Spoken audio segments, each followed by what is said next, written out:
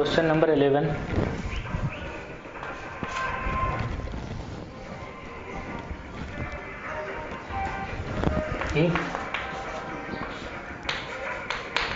If Z is any complex number,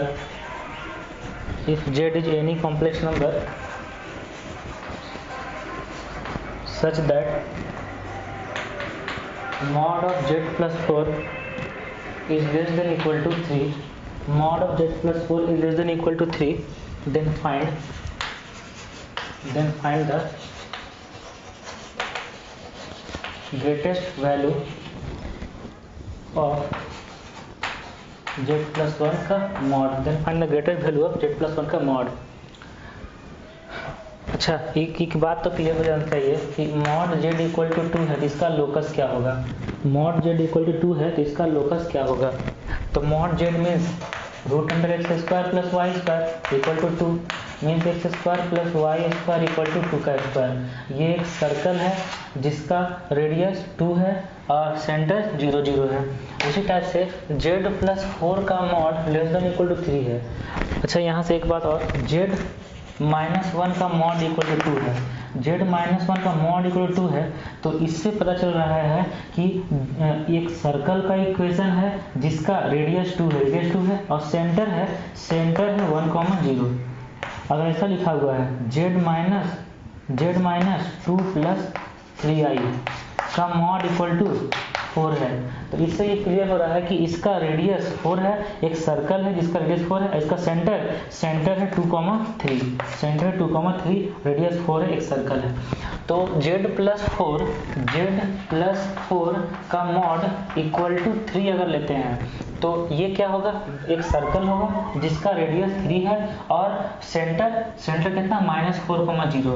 तो centre -4,0 है, radius 3 है, एक सर्कल होगा जिसका सेंटर होगा -4,0 रियल एक्सिस पर ही और इसका रेडियस 3 होगा तो यहाँ पे 1 पर कट करेगा तो ये एक सर्कल का इक्वेशन होगा.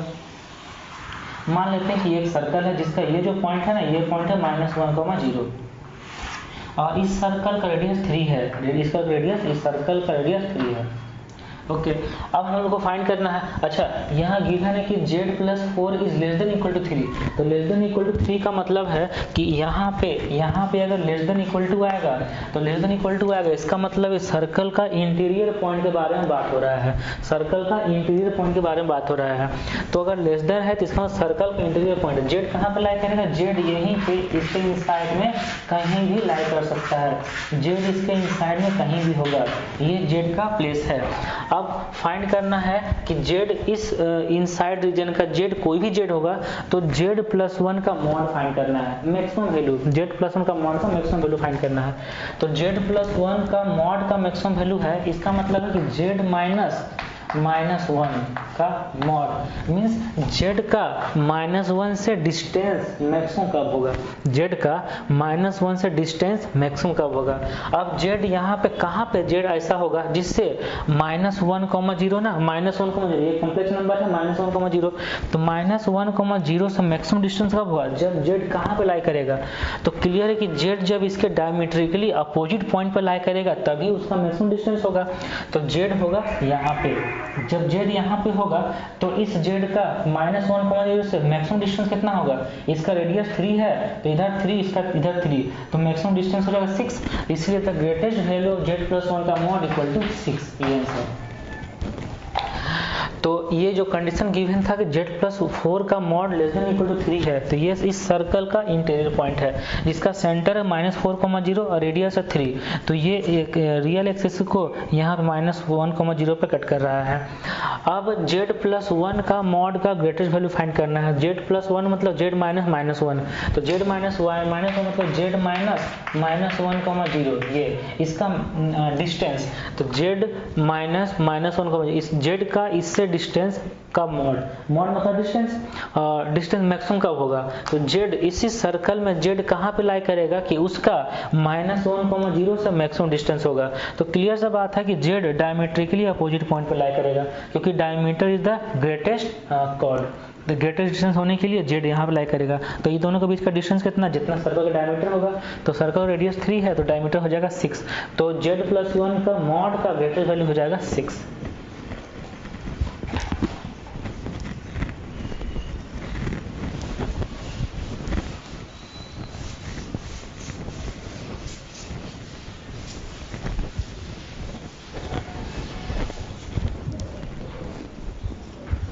Next question number 12. If mod z1 equal to mod z2 equal to mod z3 equal to 1, ये तीनों का mod equal to 1 है, then prove that mod of z1 plus z2 plus z3 का whole mod equal to 1 by z1 plus 1 by z2 plus 1 by z3, ये proof करना है। अच्छा, तब ये यहाँ से स्टार्ट करते हैं। Mod z1 plus mod z2 plus mod z3 है और सबका डिवाइड में तो 1 है, तो 1 मतलब मॉड z1 स्क्वायर, 1 मतलब मॉड z1 स्क्वायर, यहाँ पे मॉड z2 स्क्वायर, यहाँ पे मॉड z3 स्क्वायर, ये हो जाएगा LHS इक्वल टू। अब z1 by mod z1 square है तो z1 का कॉन्जुगेट, मॉड z2 स्क्वायर है तो z2 का कॉन्जुगेट, मॉड z3 स्क्वायर है तो z3 इंटू z3 का कॉन्जुगेट, ये होगा। अब यहाँ से z1 कैंसिल होगा तो 1 by mod z1 by conjugate z1, 1 by conjugate of z2, 1 by conjugate of z3 का मॉड, तो सेपरेट कॉन्जुगेट है तो 1 by z1 plus 1 by z2 plus 1 by z3 का मॉड का टोटल कॉन्जुगेट होगा। तो कॉन्जुगेट z का कॉन्जुगेट इक्वल टू z का कॉन्जुगेट का मॉड इक्वल टू z का मॉड, कॉन्जुगेट का मॉड जितना होगा z का उतना ही मॉड होगा, तो कॉन्जुगेट मिल जाएगा यहाँ से, यह आ जाएगा 1 by z1 plus 1 by z2 plus 1 by z3, hence proof, यही प्रूफ करना था।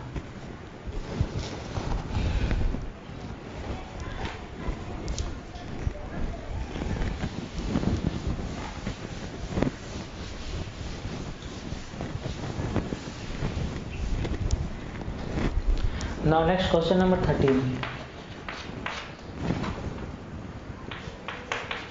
If z1 minus 1 का mod less than equal to 1, z2 minus 2 का mod less than equal to 2 and z3 minus 3 का mod less than equal to 3, then find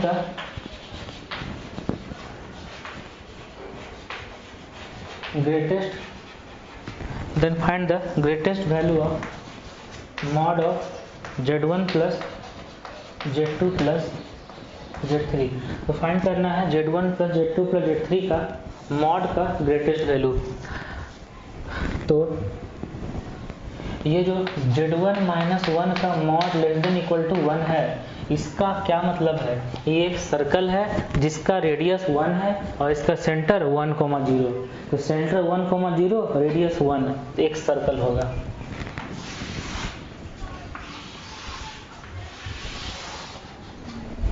एक circle है जिसका centre 1,0 radius 1, तो ये ओरिजिन से क्रॉस करने लगेगा। ये एक सर्कल है जिसका सेंटर 1,0 रेडियस 1 है। अब नेक्स्ट है z2 minus 2 less than equal to 2, z2 minus 2 का mod less than equal to 2, ये भी एक सर्कल है जिसका रेडियस 2 है और सेंटर 2,0 है, जिसका रेडियस 2 है, रेडियस टू सेंटर 2,0, तो सेंटर 2,0 यहाँ पे होगा और रेडियस 2 होगा, मीन्स एक सर्कल होगा इस टाइप से, इसका सेंटर 2,0 रेडियस 2 होगा। ये सर्कल है, ये पॉइंट है 2,0। ओके, अब नेक्स्ट है z3 माइनस 3 का mod less than equal to 3। ये भी एक सर्कल है जिसका रेडियस 3 है और सेंटर 3,0 है। ये 2 है तो यहाँ पे 3,0 होगा, ये 3,0 सेंटर रेडियस 3 है, रेडियस 3 है तो यहाँ पे कहीं जाके 6 होगा।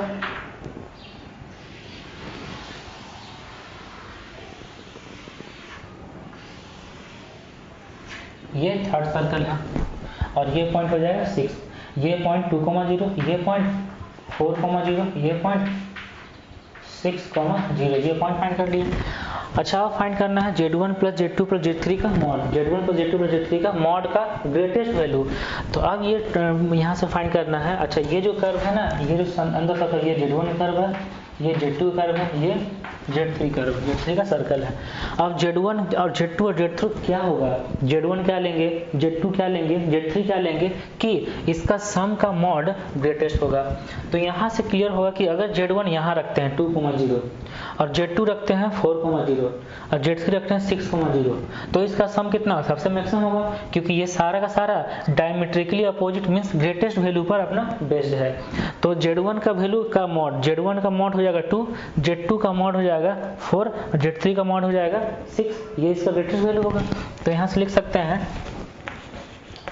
Z1 plus Z2 plus Z3 का जो मॉड है, टोटल मॉड है, वो लेस देन इक्वल टू होगा mod Z1 plus mod Z2 plus mod Z3। तो मॉड Z1 सबसे ग्रेटेस्ट वैल्यू रखना है, तो मॉड Z1 का ग्रेटेस्ट वैल्यू क्या होगा 2, तो मॉड Z1 ग्रेटेस्ट वैल्यू हो जाएगा 2, मॉड Z2 ग्रेटेस्ट वैल्यू 4 और मॉड Z3 ग्रेटेस्ट वैल्यू 6, तो लेस देन इक्वल टू 12। तो ग्रेटेस्ट वैल्यू फाइंड करना था, ग्रेटेस्ट वैल्यू हो जाएगा 12। तो mod of Z1 plus Z2 plus Z3 का ग्रेटेस्ट वैल्यू हो जाएगा 12।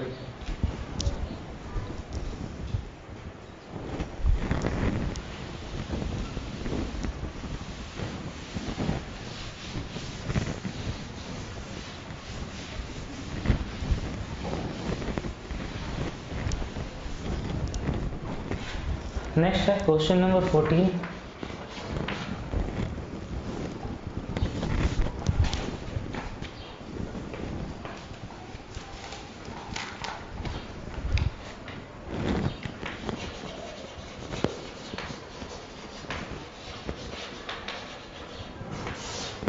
सेट द रीजन, एक रीजन को सेट करना है, रीजन को सेट करना है। फर्स्ट में है mod Z is less than equal to 3 and greater than 2। तो रीजन को सेट करना है कि ये कौन सा रीजन को शो करेगा आर्गन प्लेन में। आर्गन प्लेन में ये क्वेश्चन किस रीजन को शो करेगा, ये शो करना है, किस रीजन को रिप्रेजेंट करेगा। तो मॉड Z इक्वल टू 3 अगर होता है, मॉड Z इक्वल टू 3 अगर होता है, इसका मतलब है कि मॉड Z इक्वल टू 3 है तो एक सर्कल है, एक सर्कल इसका रेडियस 3 है और सेंटर 0 0। अच्छा मॉड Z इक्वल टू 2 है तो इसका मतलब एक सर्कल इसका सेंटर 0 0 है, रेडियस इक्वल टू 2 है, यहाँ रेडियस 3 है। तो 2 से बड़ा 3 छोटा, इसका मतलब एक सर्कल जिसका रेडियस 2 है उससे आउटसाइड में लाई करेगा और एक सर्कल जिसका रेडियस 3 है उसके इनसाइड में लाई करेगा। तो दो सर्कल बनाना है जिसका सेंटर 0 0 होगा, एक का रेडियस 2 होगा, एक का रेडियस 3 होगा। अब रेडियस 2 वाला के आउटसाइड लाई करेगा और 3 वाला के इनसाइड लाई करेगा, और जो 3 वाला है उस पर भी लाई करेगा, इक्वल टू है ना तो इस पर लाई करेगा, 3 वाला पर लाई करेगा, 3 वाला पर लाई करेगा और इसके इनसाइड में लाई करेगा। इसके इनसाइड का जो रीजन होगा, इस सर्कल के इनसाइड का रीजन होगा, इस इनसाइड रीजन पे लाई करेगा और 2 में इक्वल नहीं है, इसका मतलब 2 वाला सर्कल उस पर लाई नहीं करेगा। जब 2 वाला सर्कल पर लाई नहीं करेगा तो 2 वाला सर्कल को डॉट डॉट करके दिखाना है। 2 वाला सर्कल जो है 2 रेडियस वाला सर्कल को डॉट डॉट करके दिखाना है कि उस पर लाई नहीं कर रहा है, और जहाँ लाई करता है वहाँ पे डीप लाइन बनाते हैं। तो ये इसका हो जाएगा आंसर, जिसका सेंटर है 0 0, इसका रेडियस है 2 और इसका रेडियस है 3, ये सर्कल है, तो ये इसका रीजन हो गया। सेकंड का रीजन, सेकंड क्वेश्चन है mod of Z minus 2 is less than equal to mod of Z minus 6।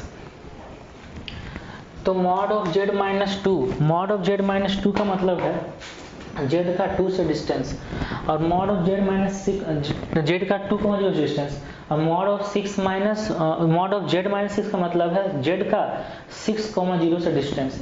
तो अब बोल रहा है कि Z का 2,0 distance is less then Z का 6,0 से डिस्टेंस। तो इसका मतलब है कि रियल एक्सिस और इमेजिनरी एक्सिस, ये दो पॉइंट लिखेंगे 2,0, ये हो जाएगा 2,0, ये हो जाएगा 6,0। जेड कहाँ पे लाई करेगा, जेड कहाँ पे लाई करेगा कि उसका डिस्टेंस 2 से कम होना चाहिए, 6 से ज़्यादा होना चाहिए। अच्छा, यहाँ से जब भी इनइक्वलिटी रहता है तो इनइक्वलिटी का साइन हटा के इक्वलिटी करते हैं, उसके बाद उसका लोकस फाइंड करते हैं। तो इसका मतलब अगर इनइक्वलिटी हटा के इक्वलिटी करेंगे तो क्या हो जाएगा, z-2 equal to z-6, z-2 equal to z-6 होगा। अब z-2 इक्वल टू z-6 का लोकस क्या होगा, z-2 का मॉड इक्वल टू z-6 का मॉड। इसका मतलब z का 2,0 से डिस्टेंस और z का 6,0 दोनों का डिस्टेंस सेम है। तो डिस्टेंस सेम है मतलब z कहाँ लाई करेगा, 2 और 6 का, 2,0 और 6,0 का परपेंडिकुलर बाइसेक्टर पर लाई करेगा, क्योंकि परपेंडिकुलर बाइसेक्टर ही ऐसा लाइन है जिससे दोनों पॉइंट का डिस्टेंस हमेशा सेम होता है। तो 2,0 है और ये 6,0 है, तो बीच में जो मिडिल पॉइंट होगा वो हो जाएगा 4,0। तो 4,0 पर एक लाइन होगा जो हो जाएगा perpendicular bisector of this two points A and B. अब जेड कहाँ लाई करेगा कि उसका 2 से डिस्टेंस कम होना चाहिए, 6 से डिस्टेंस ज़्यादा होना चाहिए। इसका मतलब जेड लाई करेगा इस लाइन जो परपेंडिकुलर बाइसेक्टर है उसका लेफ्ट साइड, परपेंडिकुलर बाइसेक्टर का लेफ्ट साइड में जेड लाई करेगा। अगर लेफ्ट साइड में जेड लाई करेगा तो इस साइड का कोई भी पॉइंट, इस साइड का पूरा नहीं, इस साइड का कोई भी पॉइंट अगर लेते हैं, इस साइड का कोई भी पॉइंट लेंगे तो उसका 2 से डिस्टेंस कम होगा विथ रेस्पेक्ट टू उसका 6,0 से डिस्टेंस। ये इसका हो जाएगा रीजन कि z-2 less than equal to z-6 है। इसका रीजन हो जाएगा कि 2 और 6 का परपेंडिकुलर बाइसेक्टर का लेफ्ट साइड 2 के साइड तभी डिस्टेंस कम होगा।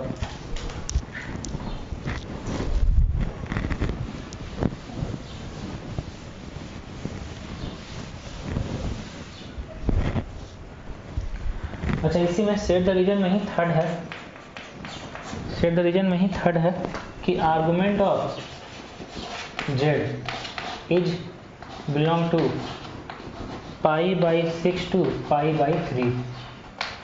Argument of z belong to π/6 to π/3, इसका रीजन सेट करना है। तो एक ऐसा z एक ऐसा कॉम्प्लेक्स नंबर है जिसका आर्गुमेंट 30 डिग्री से 60 डिग्री के बीच है, जिसका आर्गुमेंट 30 डिग्री से 60 डिग्री के बीच है।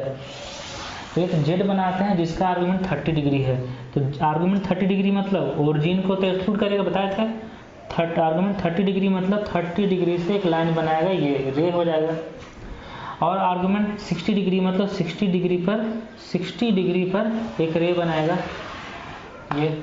अब आर्गुमेंट जिसका आर्गुमेंट है वो 30 डिग्री से 60 डिग्री के बीच होगा, तो जेड कहीं भी हो सकता है। तो यही इसका रीजन है कि इस रीजन में जेड कहीं भी होगा तो इसका आर्गुमेंट 30 डिग्री से 60 डिग्री के बीच होगा।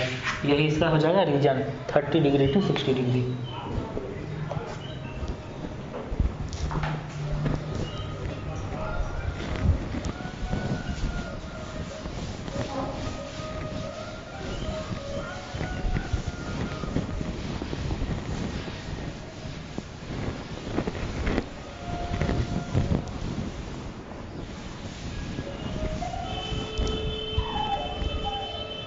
नेक्स्ट होगा question number 15।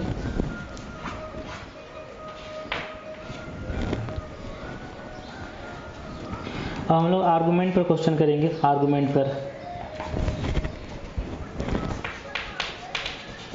Find the argument of first में है -1 - i√3, इसका आर्गुमेंट फाइंड करना है। तो इससे ये बात अभी तो देख के लग रहा है कि इसका रियल पार्ट में नेगेटिव, इमेजिनरी पार्ट में नेगेटिव, मतलब ये थर्ड क्वाड्रेंट में है। तो सबसे पहले इसका एक्यूट एंगल फाइंड कर लेते हैं। तो एक्यूट एंगल होगा tan थीटा इक्वल टू √3/1, दोनों पॉजिटिव लेना है। तो एक्यूट एंगल होगा 60 डिग्री। और ये थर्ड क्वाड्रेंट में है, तो थर्ड क्वाड्रेंट में आर्गुमेंट होता है थीटा माइनस पाई। तो थीटा माइनस 5 -120 डिग्री। तो argument of z equal to -2π/3। Second है 1 + √3i/√3 + i। इसका आर्गुमेंट फाइंड करना है argument of 1 plus √3i by √3 plus i. तो argument of Z1 by Z2, argument of Z1 by Z2 ये होता था argument of 1 plus √3 Z1 minus argument of Z2, Z2 means √3 plus i. Clear ना? Property था argument का, argument of Z1 by Z2 equal to argument of Z1 minus argument of Z2। तो ये होगा इसका argument √3/1 60 degree plus first quadrant में है तो ये हो जाएगा पाई 60 डिग्री माइनस इसका आर्गूमेंट 1/√3 ना, ये हो जाएगा 30 डिग्री। तो इसका आंसर हो जाएगा 30 डिग्री, या फिर ऐसे लिख सकते हैं पाई/6। नेक्स्ट थर्ड, tan 1 माइनस आई, tan 1 माइनस आई का होल स्क्वायर, इसका आर्गूमेंट फाइंड करना है। tan 1 माइनस आई का होल स्क्वायर का आर्गूमेंट फाइंड करना है। ओके, तो इसका आर्गूमेंट फाइंड करने के लिए ऐसा लिख सकते हैं आर्गूमेंट ऑफ tan 1 माइनस आई का होल स्क्वायर। तो स्क्वायर है तो लॉग का ही प्रॉपर्टी से चलेगा ना, तो 2 इंटू आ जाएगा, जो 2 है वो इंटू आ जाएगा, तो ये होगा 2 into argument of tan 1 minus i, तो 2 इंटू tan इनवर्स। अच्छा, ये तो नेगेटिव है ना, किस क्वाड्रेंट में है? फोर्थ क्वाड्रेंट में है, क्योंकि ये tan 1 पॉजिटिव और ये माइनस आई है ना नेगेटिव, फोर्थ क्वाड्रेंट में है। तो फोर्थ क्वाड्रेंट में है तो यहाँ पे माइनस लग जाएगा, फोर्थ क्वाड्रेंट में है तो tan inverse, fourth quadrant tan inverse यहाँ माइनस लग जाएगा, क्योंकि आर्गूमेंट हो जाएगा क्या? माइनस ऑफ, तो माइनस बाहर आ जाएगा, आर्गूमेंट ऑफ यहाँ माइनस tan इनवर्स 1/tan 1, ये हो जाएगा -2 tan इनवर्स 1/tan 1, तो -2 tan इनवर्स। अच्छा, 1/tan 1 है तो ये हो जाएगा cot 1, 1/tan 1 को cot 1 लिख सकते हैं, -2 tan इनवर्स। अच्छा, cot 1 है तो cot 1 को tan, तो पाई/2 -1 लिखा जा सकता है। cot 1 है तो tan पाई/2 -1 लिखेंगे, तो इसका आंसर होगा, इसका आंसर -2 का -2 ये, और tan इनवर्स tan थीटा का थीटा, तो पाई/2 -1, तो ये होगा -pi plus 2 means 2 minus pi, तो 2 माइनस पाई हो जाएगा इसका आर्गूमेंट।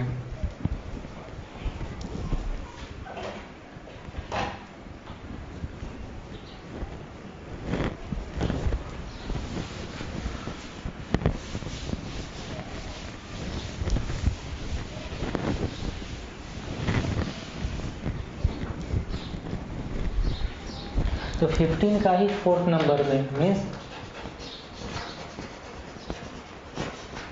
आर्गूमेंट ही फाइंड करना है, आर्गूमेंट फाइंड करना है 1 plus i to the power 5 into 1 plus √3i to the power 2 by -2i into -√3 plus i. ये तो इसका आर्गूमेंट फाइंड करना है,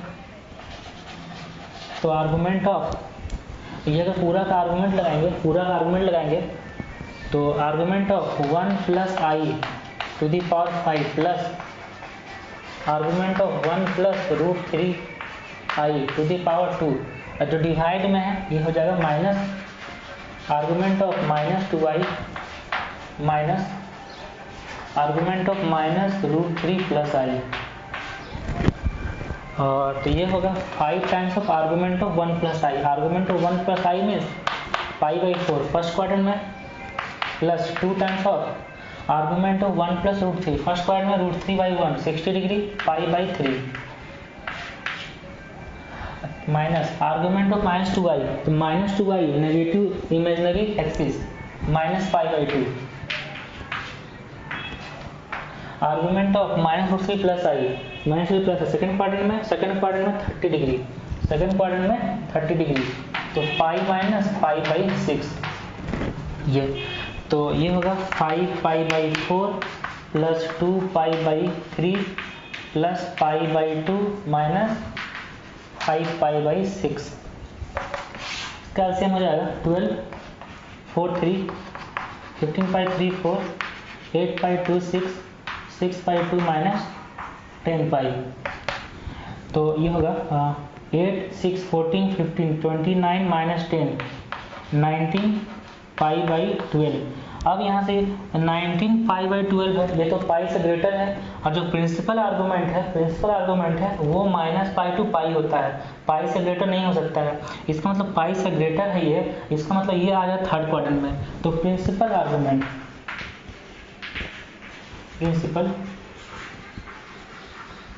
अगर थर्ड क्वाड्रेंट में है तो पाई माइनस करते हैं, तो प्रिंसिपल आर्गूमेंट हो जाएगा इसका, प्रिंसिपल आर्गूमेंट होगा इसका।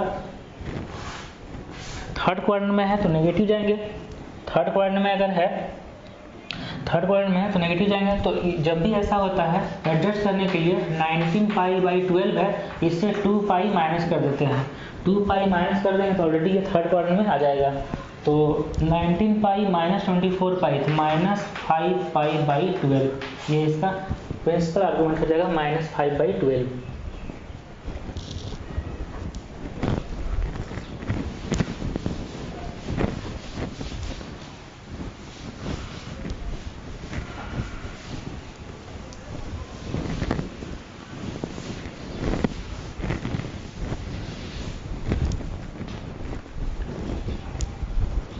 Next question number 16.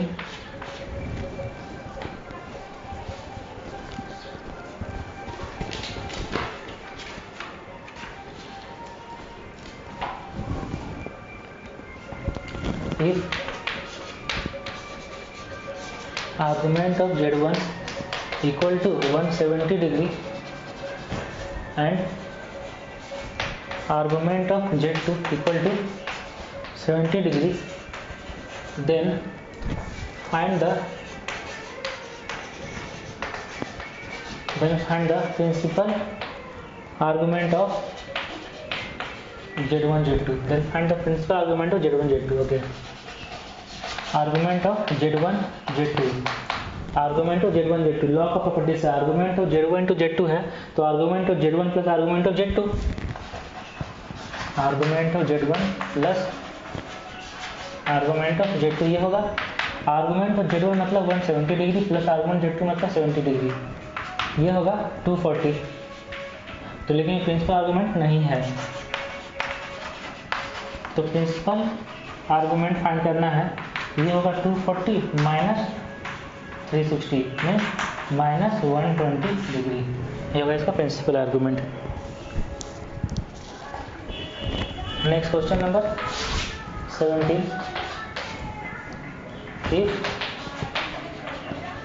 Z1 and Z2 are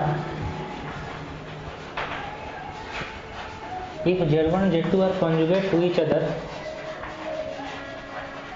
Z1 Z2 conjugate to each other है, then find argument of minus Z1 into Z2.